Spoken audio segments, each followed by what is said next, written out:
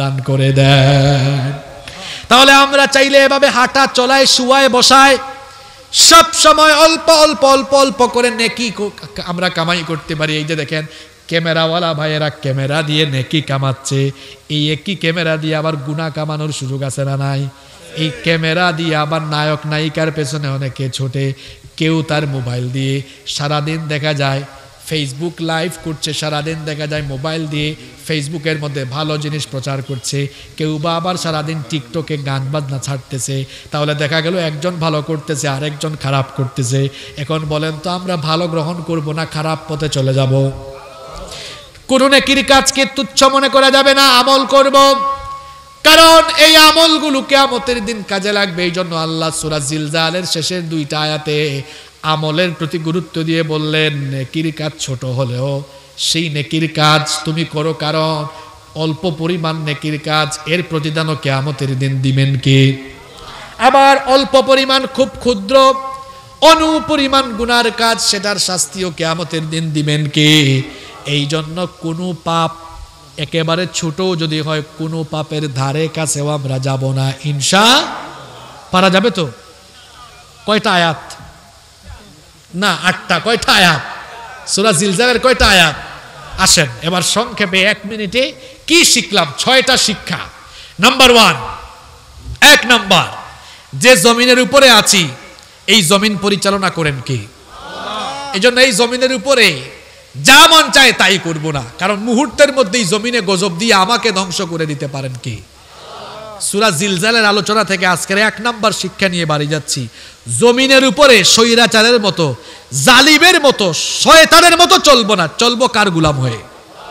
রাজি আছেন তো? নাম্বার 2, সূরা জিলজালের আলোচনা থেকে আমরা 2 নাম্বার শিক্ষা নিলাম। ওই যে বলেছিলাম ওয়া আখরাজাতিল আরদু আফকালাহা, এর একটা ব্যাখ্যায় বলেছিলাম যে ধন সম্পদের জন্য দুনিয়ায় ঠিকমতো পাবলিক নামাজ পড়ে না, হালাল হারামের তোয়াক্কা করে না, ওই সম্পদ কিয়ামতের দিন চোখের সামনে পড়ে থাকবে, কাজে লাগবে। তাহলে 2 নাম্বার শিক্ষা হলো সম্পদ কামাই করতে গিয়ে হারাম পথে চলে যাব। মনে রাখবেন ইবাদত কবুলের পূর্ব শর্ত হলো হালাল রুজি, হালাল কামাই খাওয়া, হালাল রিজিক খাওয়া। আপনি হালাল খাবেন না, কোনো ইবাদত আল্লাহর কাছে কবুল হবে। আর হারাম খুরেরা যারা হারাম খায়, সুদ খায়, ঘুষ খায়, মানুষের জায়গা জমি দখল করে, টেন্ডারবাজি করে, জনগণের হক মাইরা খায়, লুটপাট দুর্নীতি করে, হারাম খুরদেরকে বলছি তোমার হারামে তুমি আরাম পাবা না। তুমি হারাম যত পয়সা কামাবা তুমি পয়সাগুলো ভোগ করতে পারবা না, তোমার এই পয়সাগুলো তুমি ভোগ করতে পারবা না, তোমাকে আল্লাহ বড় বড় রূপ দিবেন, খাইতে পারবা না। এই টাকাগুলো মাউন্ট এলিজাবেথে গিয়ে খরচ করা লাগবে। হারামে তুমি কোনো আরাম পাবা না, হালাল অল্প হোক বরকত দিয়ে দিবেন কে? সূরা জিলজালের আলোচনা থেকে 2 নাম্বার শিক্ষা নিয়ে আমরা বাড়ি যাচ্ছি, আমরা কখনোই হারামের চিন্তাও করব না। আল্লাহ তৌফিক দান করেন। 1 নাম্বার শিক্ষা কি বলছি?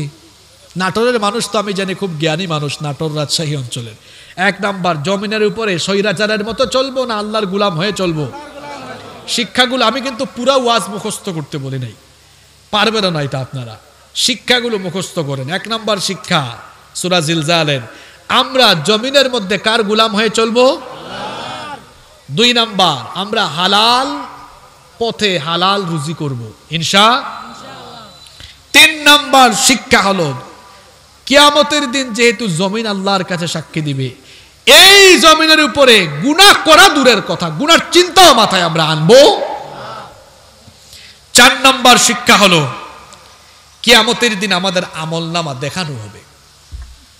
আমলনামা কি করা হবে? এমন কিছু যেন না করি যাতে কিয়ামতের দিন লজ্জিত হয়। তাহলে আমরা সমস্ত কুকর্ম থেকে নিজেকে গুটিয়ে ফেলব ইনশাআল্লাহ। 5 নাম্বার শিক্ষা হলো নেকির কাজ, ভালো কাজ যত ছোট হোক ছেড়ে দিব না ইনশাআল্লাহ। এই মাসে খুব ফজিলতের একটা আমল আছে, হুজুরদের কাছ থেকে আপনারা ওয়াজ শুনেছেন মসজিদে। এই মাসে ফজিলতের কয়টা রোজা আছে? জোরে বলেন তো, কারা কারা রাখছেন? মাশাআল্লাহ মাশাআল্লাহ। কারা কারা রাখতেছেন মানে চলমান আছে? অনেকেই আছেন। নবীজি বলেছেন মান সামা রমাদানা সুম্মা আতবাহু সিত্তাম মিন শাওয়াল কানা কাসিয়ামিদ দাহর। নবীজি বলেছেন, যে ব্যক্তি রমজান মাসের রোজা রেখে এরপরে শাওয়াল মাসে আরো 6টা রোজা রাখবে, সে যেন সারা বছর ধরে রোজা রাখার সমান সওয়াব আল্লাহর কাছ থেকে পেল। কয়টা রোজা? আচ্ছা, আপনারা রমজান মাসে 30টা রোজা রাখতে পারছেন, 6টা রোজা রাখতে পারবেন না? এই 6টা রোজা একটানাও রাখতে পারবেন, অথবা ভেঙে ভেঙে একটা একটা করেও রেখে দিতে পারবেন ইনশাআল্লাহ। এই আমলটা করবেন তো সবাই? আচ্ছা, 5 নাম্বার শিক্ষা হলো নেক আমল কখনো আমরা ছাড়বো, যত ছোট হোক। 6 নাম্বার, গুনার কাজ খুব তুচ্ছ, ধারে কাছেও। একটা এক্সাম্পল দেই, একটু গান চলতেছে,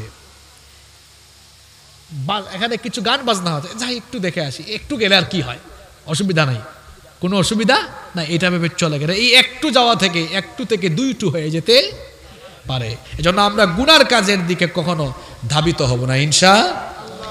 এই মোট কয়টা শিক্ষার কথা বললাম? এই 6টা শিক্ষা বাস্তবায়িত হয়ে গেলে আমাদের সবার জীবন পাল্টে যাবে ইনশাআল্লাহ।